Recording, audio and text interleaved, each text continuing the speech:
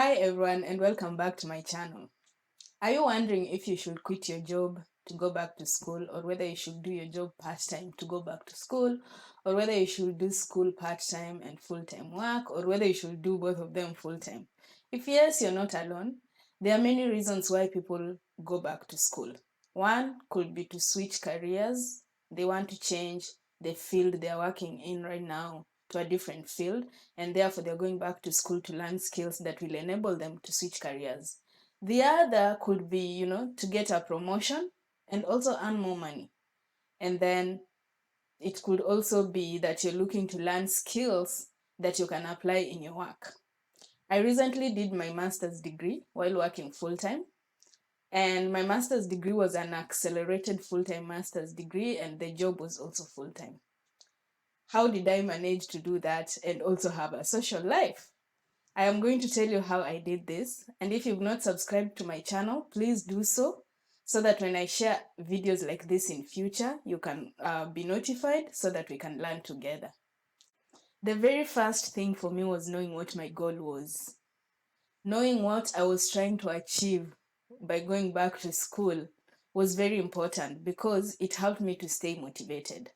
And for me, my goals were actually three. One, I wanted to switch my career from one field to another. Then two, I wanted to be able to raise money while I'm studying so that I can use that money to pay my fees. And then three, I wanted to learn skills that I could also apply in my work. So having those goals in mind was very important for me to stay motivated. When sometimes I felt like, it was too much and I was feeling overwhelmed, I would just think of, oh my God, I need to raise the money to be able to pay my fees, and also I need to switch my careers, and I also need to learn skills that I can use in my work. So having an end goal in mind is very important. Secondly, ensuring that your time for class does not conflict with your time for work is very important, because if the two conflict, then it means you're going to miss one of them, and you don't want to do that. So it's very important that you examine your school calendar and time for classes and ensure it does not conflict with your work time. That way, you will be able to balance the two very well. The third thing that you need to do is plan and manage your time wisely. You can do this by blocking tasks on your calendar and having a to-do list. Also, try and eliminate distractions that, make you waste time. Stick to your plan. And one of the most obvious distractions is social media.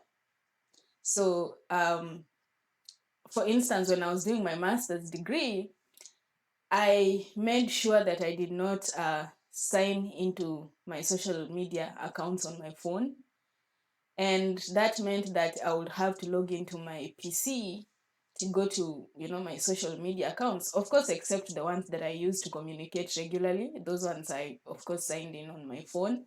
But for the rest, I would just log in once a day or once every 2 days to check if I have any messages or updates, etc. But it was not on my phone, because that would distract me every time messages came in or posts. The other thing that you need to do is to ensure that you have enough sleep. Getting enough sleep is very important because it ensures that you have the energy that you need to focus both in your schoolwork and your office work. So it is therefore very, very important that you get enough sleep.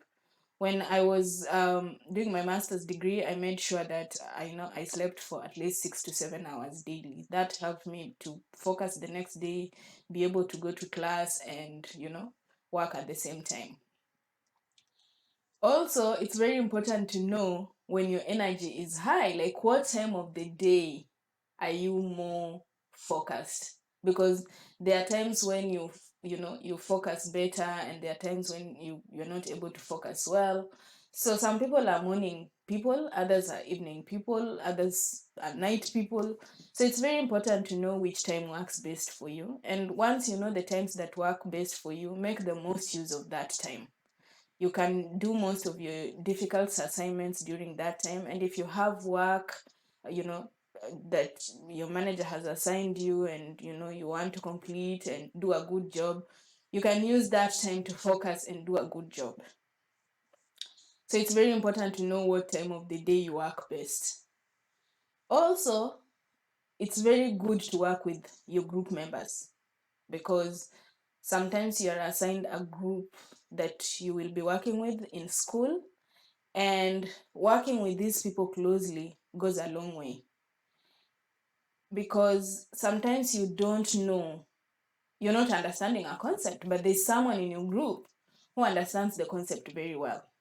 So asking for help and working closely with them will ensure that you can learn from them and eventually do well in your academics. The other thing that I would recommend is that try not to bring work home from the office. When you bring work home from the office, it means that you're going to have a difficulty deciding whether you should work on your school homework or whether you should work on your office work. So try and finish work at the office and just come home to go to school and do your assignments.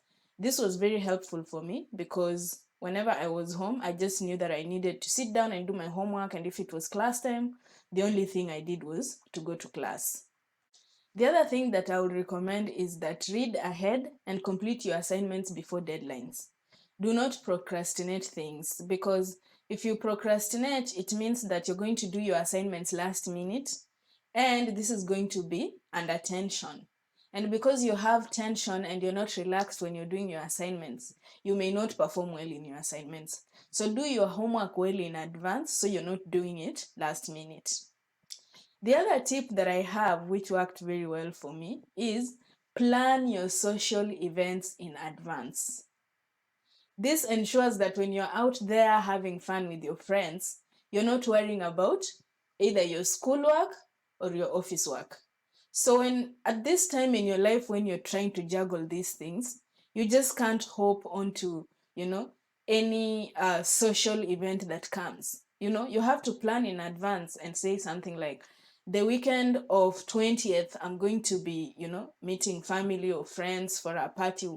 So you plan to do your homework early.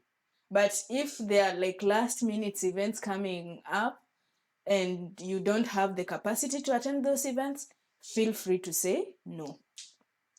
The other tip that I have is create time to exercise. When I was doing my master's degree and working full time, one of the things I made sure I did was my dance workout, and sometimes I would go running. This was very good because after doing these exercises, I would feel relaxed, and it would help to keep my brain active, both my brain and my body active.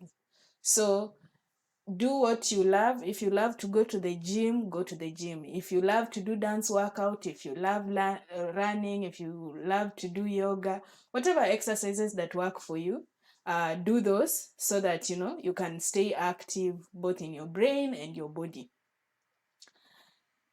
Last but not least, go through your calendar before you go to bed. This is very important because it enables you to know how your schedule looks the next day. Have you ever missed a meeting at the office at 8 a.m. because you didn't know you had that meeting on your calendar and you arrived at the office maybe at 8:20 a.m.?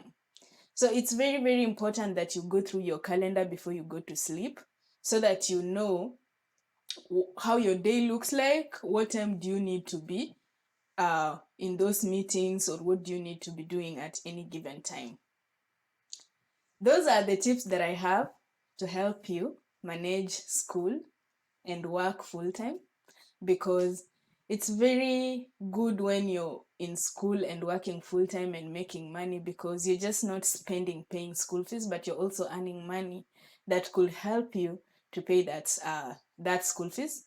You're earning new skills that you can use in your work. And like I said, if you're looking to switch your careers, that could be a perfect way to do it. Subscribe, like, share with your friends so that they can also learn. Thank you for tuning in. I hope you found this useful. and I'll see you in my next video.